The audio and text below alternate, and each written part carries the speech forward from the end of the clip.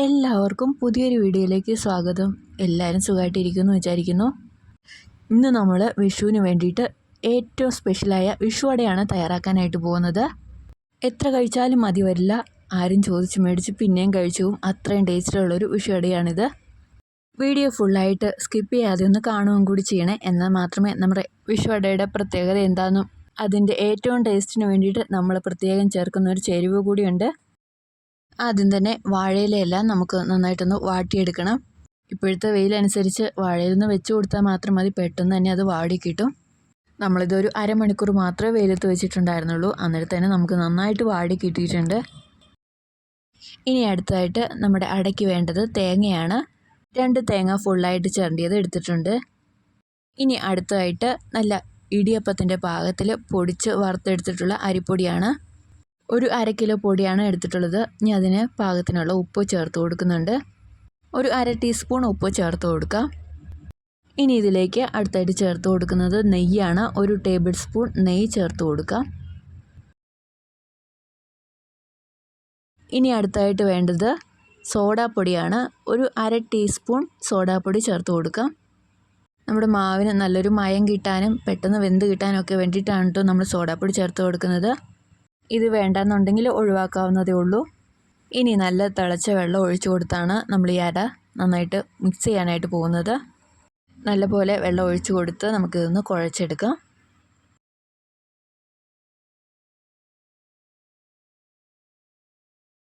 ഇടിയപ്പത്തിൻ്റെ മാവിനേക്കാളും കുറച്ചുകൂടി ലൂസായിട്ട് വേണം നമുക്കിത് കിട്ടാനായിട്ട്. നന്നായിട്ട് കൈ വെച്ച് തന്നെ പരത്താൻ പറ്റുന്ന ഒരു ഷേപ്പിൽ നമുക്ക് ഇത് കുഴച്ചെടുക്കണം. നമ്മളിവിടെ ഒരു 1.5 കപ്പ് വെള്ളം ഒഴിച്ചു കൊടുത്താണ് കുഴച്ചെടുക്കുന്നത്. നല്ല ചൂട് വെള്ളമാണ് നമ്മൾ ഒഴിച്ചു കൊടുത്ത് മിക്സ് ചെയ്യുന്നത്. അതുകൊണ്ട് തന്നെ കൈ വെച്ച് തന്നെ നമുക്കിത് ഫുള്ളായിട്ടൊന്ന് കുഴച്ചെടുക്കണം.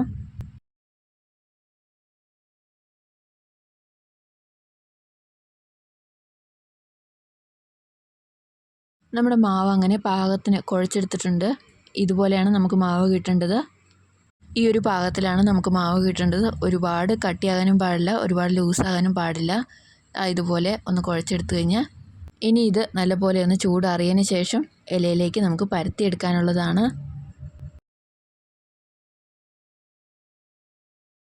ഇനി ഈ മാവൊന്ന് നമുക്ക് മാറ്റി വെക്കാം. ഇനി അടുത്തായിട്ട് നമുക്ക് വേണ്ടത് നല്ല ശർക്കരയാണ്. 1 ശർക്കര എടുത്തിട്ടുണ്ട്. ഇത് മറയൂർ ശർക്കരയാണ് എടുത്തിട്ടുള്ളത്. ഇതൊന്ന് ഫുള്ളായിട്ടൊന്ന് ചിരണ്ടിയെടുക്കാം. നമ്മൾ എന്തോരം തേങ്ങയാണോ ചിരണ്ടി എടുത്തിട്ടുള്ളത് അതിനനുസരിച്ചാണ് ശർക്കര ചേർത്ത് കൊടുക്കേണ്ടത്. 2 തേങ്ങ ഫുള്ളായിട്ട് ചിരണ്ടിയെടുത്താണ് നമ്മൾ എടുത്തിട്ടുള്ളത്. അതിന് വേണ്ടിയിട്ട് 1 ശർക്കരയാണ് നമ്മൾ എടുത്തിരിക്കുന്നത്. ഇത് ഫുള്ളായിട്ടൊന്ന് ചിരണ്ടിയെടുക്കാം.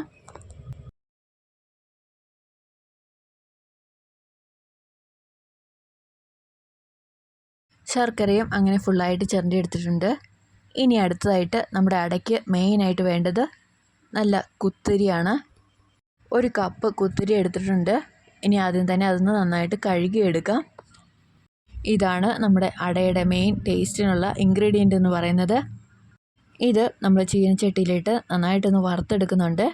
അതിനായിട്ട് ചീനച്ചട്ടി വെച്ച് കൊടുത്ത് അതിൽ വെള്ളം നന്നായിട്ടൊന്ന് പറ്റി വന്നതിന് ശേഷം ചെറു നനവോട് കൂടി തന്നെയാണ് നമ്മൾ ഈ അരി ഇട്ട് കൊടുക്കുന്നത്. കഴുകി വെച്ചിരുന്ന നമ്മുടെ കുത്തരി ഒരുപാട് വെള്ളം വാർന്നെടുത്തല്ല നമ്മളിനി അടുപ്പത്തേക്ക് ഇട്ട് കൊടുക്കുന്നത്. ചെറു നനവോട് കൂടി തന്നെയാണ് ഇട്ട് കൊടുക്കേണ്ടത്. എന്നാൽ മാത്രമാണ് നമുക്ക് പെട്ടെന്ന് അരി നല്ലപോലെ പൊള്ളി വരത്തുള്ളൂ. ഇനി ഇത് നന്നായിട്ടൊന്ന് മിക്സ് ചെയ്ത് കൊടുത്തുകൊണ്ടിരിക്കാം. അരി നന്നായിട്ട് ഉണങ്ങി വരുന്നതിനനുസരിച്ച് അത് നന്നായിട്ടൊന്ന് പൊട്ടുന്നത് കൂടി നമുക്ക് കേൾക്കാൻ പറ്റും. ഇതുപോലെ നല്ല പൊട്ടിയ സൗണ്ട് നമുക്ക് കേൾക്കണം. അരി നന്നായിട്ട് പൊള്ളുന്നതിൻ്റെ സൗണ്ടാണത്. ഈ അരി പൊട്ടുന്ന സൗണ്ട് നന്നായിട്ട് കൂടി വരും. കൂടി വന്നതിന് ശേഷം നന്നായിട്ട് അത് കുറയുകയും ചെയ്യും.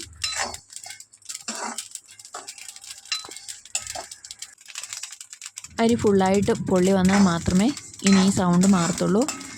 അതുവരെ നമുക്ക് നന്നായിട്ടൊന്ന് മിക്സ് ചെയ്ത് കൊടുത്തുകൊണ്ടിരിക്കാം. അരിയെല്ലാം പൊട്ടുന്നതനുസരിച്ച് ഇതിൻ്റെ നിറവും നന്നായിട്ട് മാറി വരും. നല്ലൊരു ബ്രൗൺ കളർ ആകുവോളം നമുക്കിത് വറുത്തെടുക്കണം.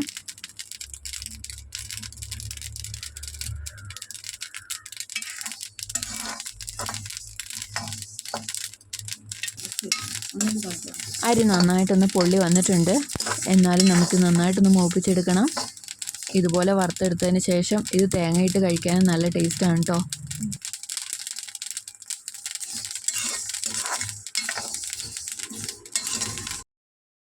നമ്മുടെ അരി അങ്ങനെ പാകത്തിന് വറുത്തെടുത്തിട്ടുണ്ട്.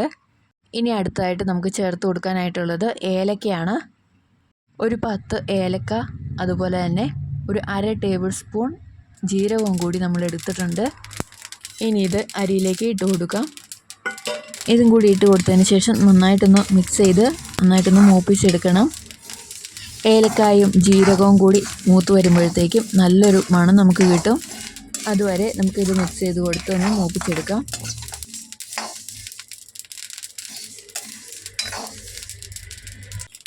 നമ്മുടെ ഏലക്കായും ജീരകവും അങ്ങനെ നന്നായിട്ട് തന്നെ മൂത്ത് കിട്ടിയിട്ടുണ്ട്. ഇനി തീ ഓഫ് ചെയ്ത് നമുക്കിതൊരു വേറൊരു പാത്രത്തിലേക്ക് മാറ്റാം. വേറൊരു പാത്രത്തിലേക്ക് മാറ്റിയില്ലെങ്കിൽ ചീനിച്ചട്ടിയിൽ ചൂടടിച്ച് ചെറുതായിട്ട് കരിയാൻ ചാൻസ് ഉണ്ട്. അതുകൊണ്ട് ചൂടോടുകൂടി തന്നെ വേറൊരു പാത്രത്തിലേക്ക് മാറ്റാം. ഇനി ഇത് നന്നായിട്ടൊന്ന് ചൂടാറിയതിന് ശേഷം നമുക്കിതൊന്ന് പൊടിച്ചെടുക്കണം. ഇതുപോലെ നമുക്ക് പൊടിച്ച് കിട്ടണം. ഒട്ടും തരിതരി അല്ലാതെ നല്ല പോലെ സോഫ്റ്റായിട്ട് നമുക്കിത് പൊടിച്ചെടുക്കണം. പൊടിച്ചെടുത്ത നമ്മുടെ അരിപ്പൊടി ഇനി തേങ്ങയുടെ കൂടെ ചേർത്ത് കൊടുക്കാം. ആദ്യം തന്നെ ശർക്കരയാണ് ചേർത്ത് കൊടുക്കുന്നത്. ഇനി അടുത്തായിട്ട് നമ്മൾ പൊടിച്ച് വറുത്ത് വെച്ചിരിക്കുന്ന അരിപ്പൊടി കൂടി ചേർത്ത് കൊടുക്കാം.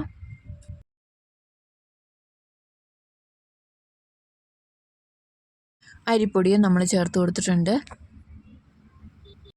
ഇനി ഇത് നന്നായിട്ടൊന്ന് മിക്സ് ചെയ്തെടുക്കണം. മിക്സ് ചെയ്തെടുക്കുമ്പോൾ ചെറുതായിട്ടൊന്ന് തിരുമ്മി കൊടുത്താൽ മാത്രം മതി. നമ്മൾ ഒരുപാട് അങ്ങനെ പ്രസ് ചെയ്യുകയൊന്നും വേണ്ട. ഒരുപാട് അങ്ങനെ തിരുമ്മി എടുക്കണ്ട. ചെറുതായിട്ടൊന്ന് ഇതുപോലെ ഒന്ന് ചെയ്ത് കൊടുത്താൽ മതി.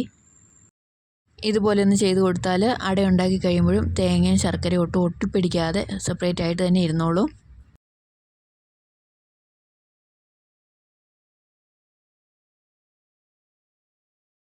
നമ്മുടെ തേങ്ങ മിക്സ് അങ്ങനെ റെഡി ആയിട്ടുണ്ട്.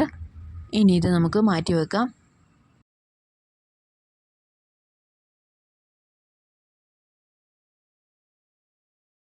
ഇനി അടുത്തായിട്ട് നമ്മൾ വാട്ടി വെച്ചിരിക്കുന്ന വാഴയില ഈ ഒരു സൈസിൽ ഒന്ന് മുറിച്ചെടുക്കണം. ഒരുപാട് ചെറുതുമല്ല ഒരുപാട് വലുതും അല്ലാത്തൊരു സൈസിൽ നമ്മളിതെല്ലാം ഒന്ന് മുറിച്ചെടുത്തിട്ടുണ്ട്. ഇനി ഈ വാഴയിലേക്ക് നമ്മൾ കുഴച്ച് മാറ്റി വെച്ചിരിക്കുന്ന മാവ് കുറച്ച് മാത്രം എടുത്ത് നമ്മൾ ഈ വാഴയുടെ നടുക്കിലേക്ക് ഒന്ന് വെച്ച് കൊടുക്കാം. നല്ലപോലെ ചൂടാറാകാനായിട്ട് നമ്മൾ വെച്ചിരുന്നു. അതുകൊണ്ടാണ് എടുത്തതിന് ശേഷം വീണ്ടും ഒന്ന് മിക്സ് ചെയ്തെടുക്കുന്നത്.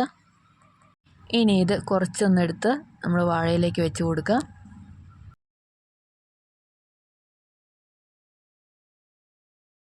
ഇതുപോലെ കുറച്ച് മാത്രം ഒന്ന് വെച്ച് കൊടുത്തതിന് ശേഷം വെള്ളം കൂട്ടി നനച്ച് കൈയൊന്ന് നന്നായിട്ട് നനച്ചതിന് ശേഷം നമുക്കിതൊന്ന് പരത്തിയെടുക്കാം. മാവിൽ കൈ നന്നായിട്ട് ഒട്ടിപ്പിടിക്കുന്നു തോന്നുവാണെങ്കിൽ വീണ്ടും ഒന്ന് കൈ നനച്ച് കൊടുത്താൽ മതി. ഇനി ഇത് നന്നായിട്ടൊന്ന് ഷേപ്പിൽ പരത്തിയെടുക്കാം. നല്ല കട്ടി കുറച്ചാണ് നമ്മളിത് പരത്തിയെടുക്കുന്നത്.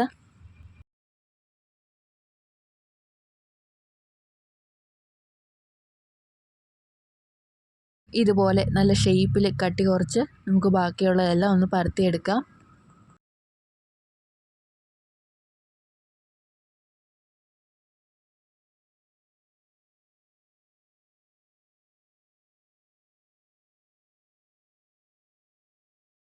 ഇനി ഈ പരത്തി വെച്ചിരിക്കുന്ന മാവിൻ്റെ ഒരു സൈഡിലായിട്ട് നമ്മൾ ഈ ഫില്ലിങ് ചേർത്ത് കൊടുക്കുകയാണ്. ഒരു തവി നമ്മൾ തേങ്ങ ചിരണ്ടിയതിൻ്റെ മിക്സാണ് നമ്മൾ ഇതിലേക്ക് ചേർത്ത് കൊടുക്കുന്നത്.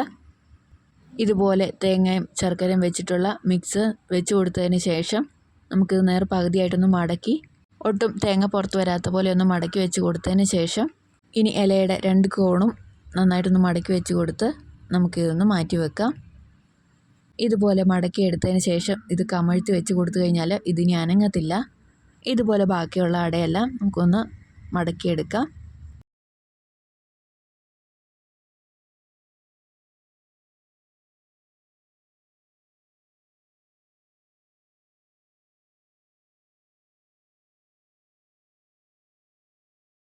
ഇനി ഇഡ്ഡലി പാത്രത്തിലാണ് നമ്മളിത് പുഴുങ്ങിയെടുക്കാനായിട്ട് പോകുന്നത്. ഇഡ്ഡലി പാത്രത്തിൻ്റെ ഒരു 1/4 ഭാഗം വെള്ളം ഒഴിച്ച് കൊടുത്ത് ഇതുപോലെ പരന്നൊരു തട്ടുകൂടി വെച്ച് കൊടുത്തതിന് ശേഷം നന്നായിട്ടൊന്ന് ആവി വന്നു കഴിഞ്ഞാൽ നമ്മുടെ അടയെല്ലാം ഒന്ന് നിരത്തി വെച്ച് കൊടുക്കാം. എത്ര എണ്ണം വേണേലും നമുക്കിതുപോലെ മേലെ മേലെയായിട്ട് വെച്ച് കൊടുക്കാവുന്നതാണ്.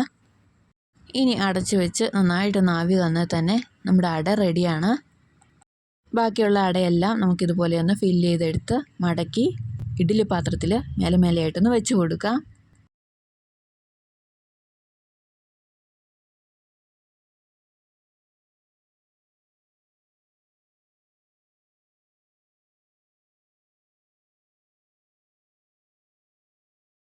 നമ്മുടെ ഇഡ്ഡലി പാത്രം നന്നായിട്ട് ആവി വന്നിട്ടുണ്ട്. നമ്മൾ ആദ്യം വെച്ച് കൊടുത്ത അട നന്നായിട്ട് വെന്തിട്ടുമുണ്ട്.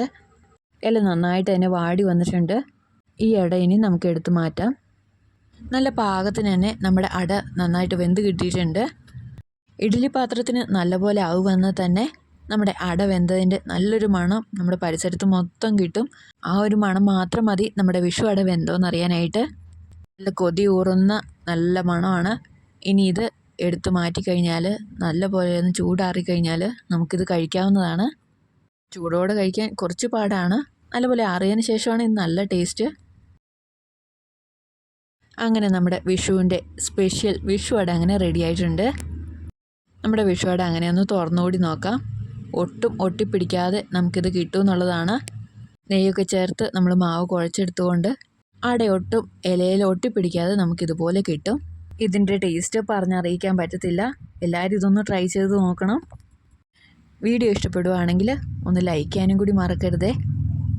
അഭിപ്രായങ്ങളെല്ലാം കമൻസിലൂടെ അറിയിക്കുക. എല്ലാവർക്കും നല്ലൊരു വിഷു ആശംസകൾ നേർന്നുകൊണ്ട് ഇനി അടുത്ത ദിവസം കാണാം. അതുവരേക്കും എല്ലാവർക്കും ബൈ.